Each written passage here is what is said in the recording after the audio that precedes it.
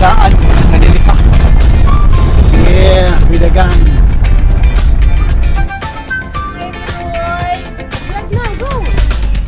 I need to show them. Why? This is the first camping. Look the one.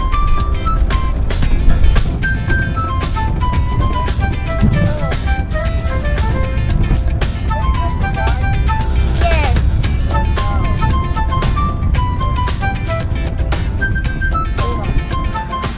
Diha atong spot. Yan. Ubos sa bukid itong spot. Sa wala dama na ay lesson gianda maginaw sa mua. Ani. No. Ang among sakyanan show ka beriya diri sa at ilan naman nga part sa bukid. So actually mo ni akong dalan jud. But taka tubig kay gi repair man ang karsada gud. Try gid ako no maneuver. Abi lang puti-wati na lagid. Taka bidaan na no. Isa pa sad kaya itong ligid na medyo upaw na sa tubangan dili na gid ka sikit dili ka kamas. Ciao na to. Wati. Agit. Going down.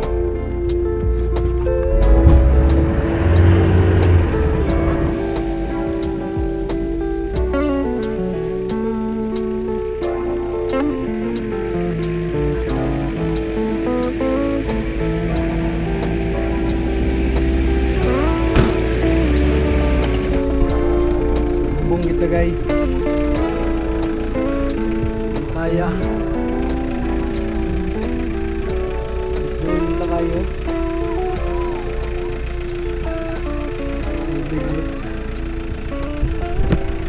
Yeah. So ako na lang sang mapahulay ang makina kay medyo na stress na gid no sa kinamasa. So nag set up na lang sa kog tent diri para sa pag-camping na mo. Medyo lain gid ang panahon na. Ayan. Kani pasad among mga camping gear, medyo di pa na ako kabisado kay first time lang magamit. Okay, studihan pa sa og assemble. Medyo challenging po kay ang ulan.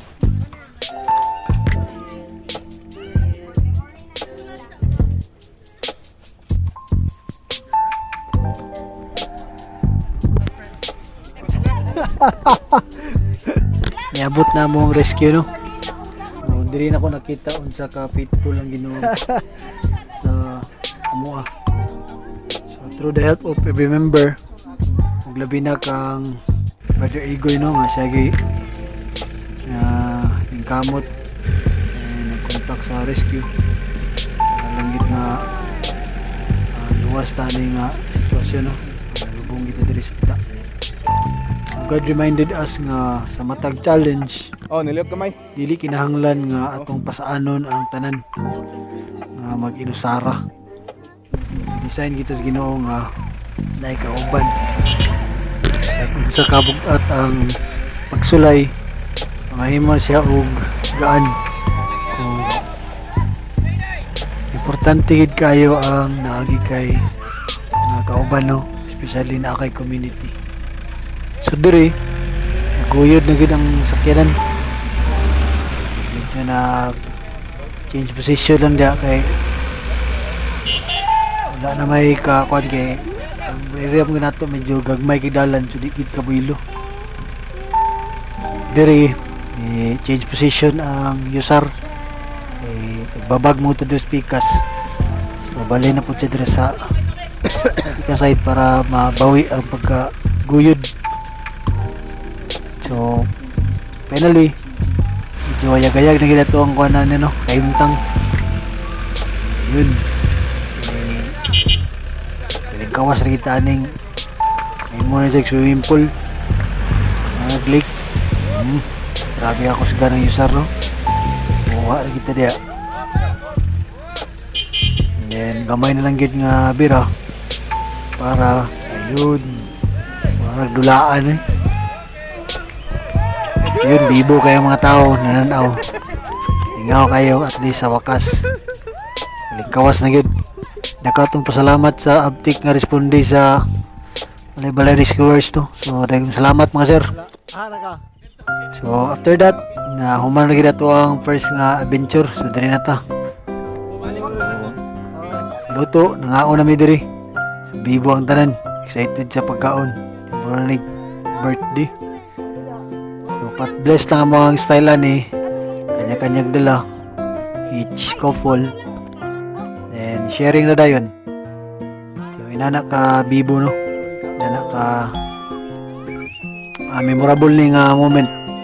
Especially nga mo spend ka of time sa imong mga kauban. Then diri apil mga bata, lingaw kayo. Ilang mga marshmallow, lagi sugba-sugba. Digid kabayran ang ilang kwan diri.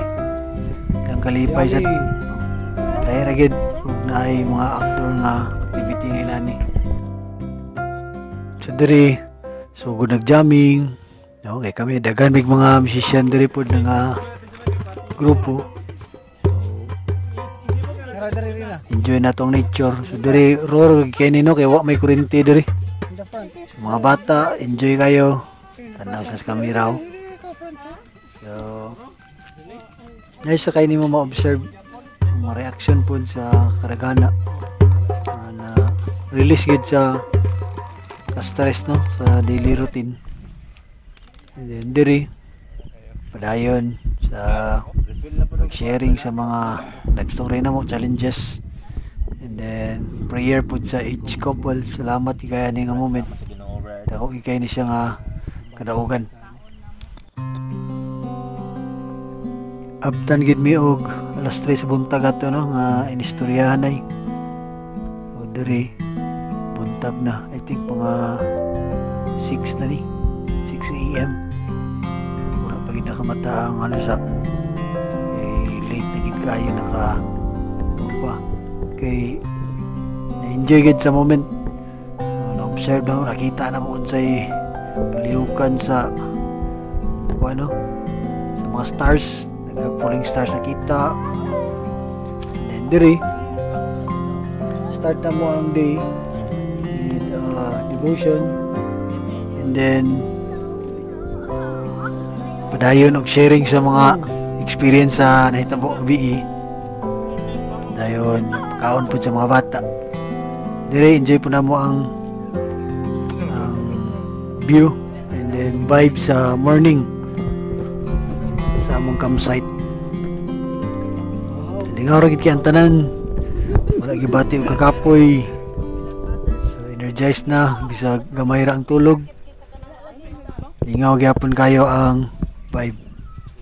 So muna view sa tuang location. So doon kay nino sa tuang sentro. So muna ako ang area diri. So I think magsigi na gini diri kampingan.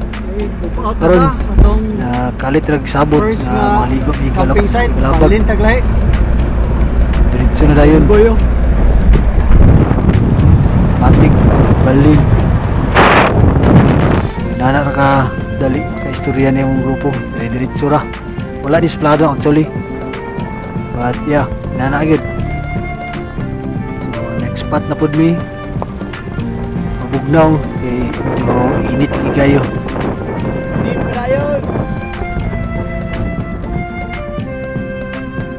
Kana convoy lingaw kay ni. So muni view sa Kibalabag no. Wala pa ani diri. Enjoy gi kayo matsada gi kay ni Andre. Ug baka ni mo balay-balay ana gid mo Kibalabag. Eh di ka mahayan ang view dia.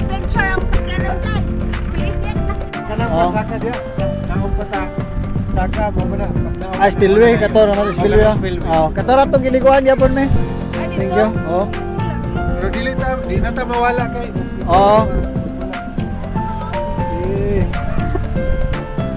Padayon. Padayon na kita ni.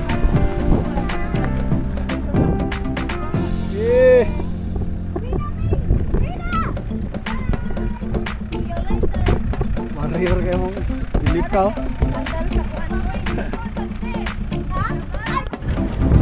Kamulumig biyahe, na-realize na mo nga dili ra gid ni about nga camping lang. This is about building stronger marriages, stronger families, and stronger faith in Jesus Christ. So mao pod niya mo ang vision as a group. Imuni na mo nga ministry. Regular na gid nga conduct og camping activities wherein namin mo siya og bridge for couples gusto ginani experience of genuine fellowship, discipleship, and a deeper relationship with Jesus Christ. So dire abot nami sa next spot no. Muna na yung Kibalabag River. And then gabi ka bugnaw diri tinaw ang tubig. Everybody enjoy the view and the moment. Mga bata lingaw kayo. Nana lang ka simple no. Cooking show. Linya ang mga ano, chef. Ang mga chef. Executive chef o kay supervise ang mga ano, sous chef. So kung married couple ka nga gusto ka nga naay community nga dili lang mag-enjoy together, kung dili magtubo usab sa inyong spiritual life, we would like to invite you to join us sa next namo nga adventure. Because sometimes the best conversations happen around the campfire. The strongest prayers happen under the stars. And the greatest adventures begin when Jesus Christ is the center of our life. 1 Thessalonians 5:11 says, "Therefore encourage one another and build each other up."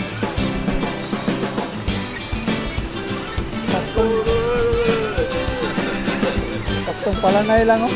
Isa.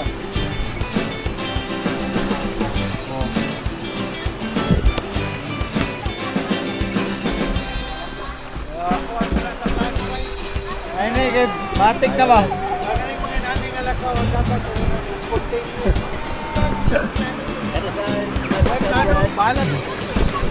Bahalag sa klaro. Op. Yeah. Okay lang. Okay, power. Okay.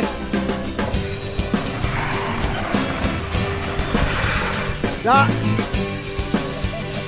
Power.